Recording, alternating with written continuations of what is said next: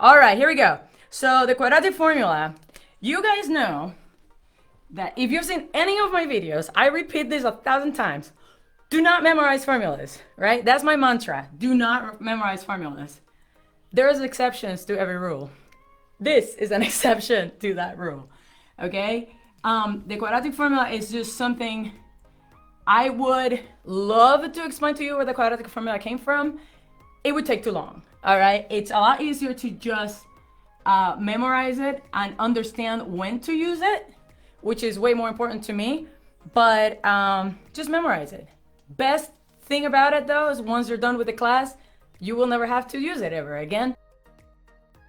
Here we go. So when do you use the quadratic formula? The quadratic formula, you're only gonna use it when you are solving for x in a quadratic equation, right, or a quadratic function.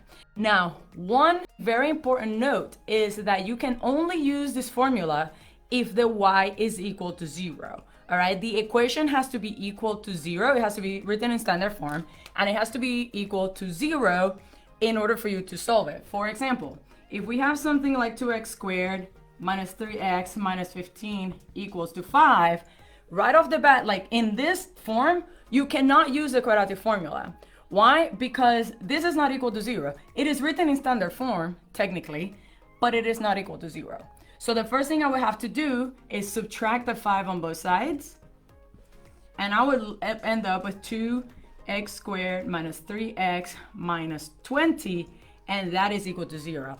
Now I can use the quadratic formula because this would be f of x, right, or y equals to all of this, which means actually that when you solve for x here, because the y is going to be equal to 0, if you remember my x-intercept, y-intercept videos, you're looking for the x-intercepts. That's what you're really doing here, right? Once you find the solution or solutions for x, because normally there are 2, sometimes there are none, sometimes there's 1. But once you find this, what you're finding is the x-intercept, okay? Or intercepts of a parabola, which is made up of a quadratic function. So what we're gonna do here is establish, you know all this mumbo jumbo over here, like B and A and C, and you're like, what the heck is A, B, and C? Well, very simple. The A, B, and C, this is actually written in the form of ax squared plus bx plus c equals to 0. And A then is gonna be the coefficient, and the coefficient only, okay? A is not gonna be 2x squared. A is going to be 2, because 2 is a coefficient of x squared. All right, so A is gonna be equal to 2. B is going to be equal to negative 3, because this is minus 3, right? So B is going to be equal to negative 3, and C is going to be equal to negative 20, because this is minus 20. And all we're going to do is substitute up here. Make sure, be super careful, use extra parentheses if you need to. Be super, super, super careful that keep your negatives straight, okay? Make sure that those negatives are where they belong. So for example, here, B is negative 3. So we're gonna rewrite this as x is gonna be equal to minus negative 3, because B is negative 3. So if it's minus B, this is minus negative 3, all right? Plus or minus the square root of, and we're gonna have here B again, squared. So all we're gonna do is negative 3 squared. Mind you, how I put the negative 3 in parentheses, because when we solve for this, it's going to be negative 3 times negative 3. I'll get to it in a second. So minus 4 times A, which is 2, times C, which is negative 20. All right. All of this is going to be divided by 2 times 2, which is A. Now, where do we start? This is a lot. Where do we start? Well, think about it this way. We know PEMDAS, right? We know that we always start with parentheses. And by the way, these are not considered parentheses. These guys, they do not fall under the parentheses category under PEMDAS. They fall under the multiplication category, because in order for it to be considered parentheses, there has to be something to solve inside of it. All right, there has to be a sum, a subtraction, multiplication, division, whatever. All right, inside of those parentheses. If there is only like a number, like here, like 2, well, then there's nothing to solve inside. It's just a 2, right? So that does not count as parentheses. it counts as multiplication. So, but what does count as parentheses here is this whole square root. Why? Because everything is just trapped in there, right? Like that cannot leave that square root, okay? None of these numbers can be multiplied by this guy out here, for example. That's a big no-no. And I discussed that in a different video. You guys can check that out later. But anyway, so we start here in the big parentheses that is really my square root, okay? And here, what I'm going to do, I'm gonna start with exponents, right? Because PEMDAS, we start with parentheses exponents. So we start here at -3 squared. Now, -3 squared is not -9. It is +9. -3 squared is not the same thing as -3 squared. All right, I know that sounds weird if you're just listening to this, right? But these two things are different because in this case, you have only the 3 being squared, right? Which would make this a -9, right? So this would be 3 squared is 9, but that would be negative. In here, what you really have, which is what you have here, is -3 times -3. Negative times negative is a positive. So what we really have here is +9. So I'm just gonna replace this for a +9. All right, I really hope that makes sense. If you have any questions, please drop them in the comments. Where do we continue from here? We continue with multiplication. Now you can do this 2 ways. I like to think of this as -4 times 2, or you can just think of -4 times 2. It's the exact same thing, okay?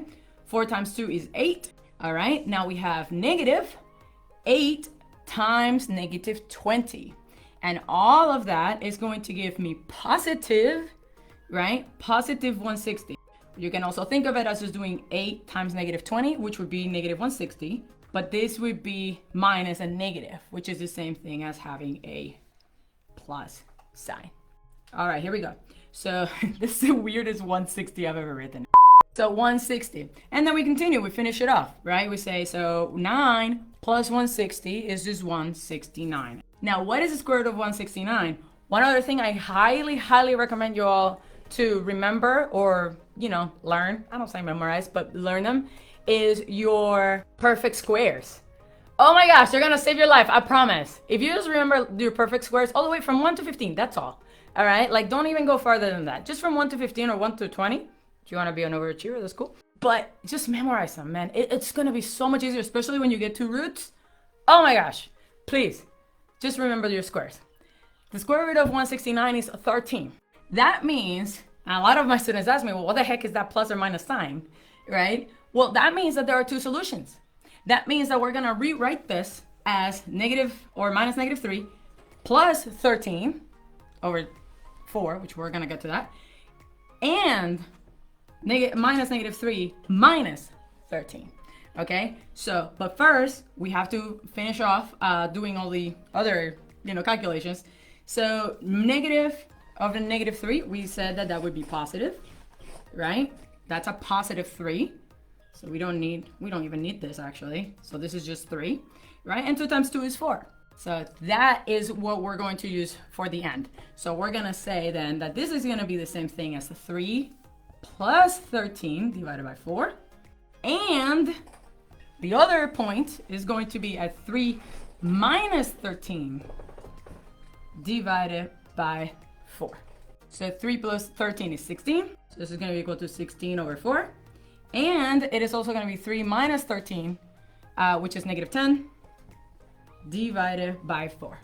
And that is going to be 16 over 4 is, or 16 divided by 4 is 4, right? And -10 divided by 4 is going to be -5 over 2. That's how we just simplify it. If you would like to put a decimal, that's fine. It would be -2.5. That's cool too.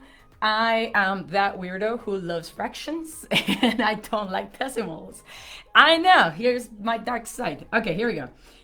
So you can write it. Usually we write it as this. Do not write it with parentheses. I don't like to write it with parentheses because then it looks like it's a point, right? Like it's the point 4, -5 halves, and that is not it. It's 2 different points. This is the point 4, 0, and the point -5 halves 0. Okay, so it's 2 different points.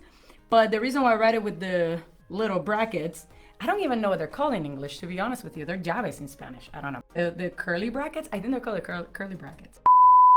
Anyway, if we put them in these brackets, then that means that that is the group, right? Like the group, all the possible values of x would be 4 and -5 halves. I hope that makes sense, you all. If you have any questions, please drop them in the comments.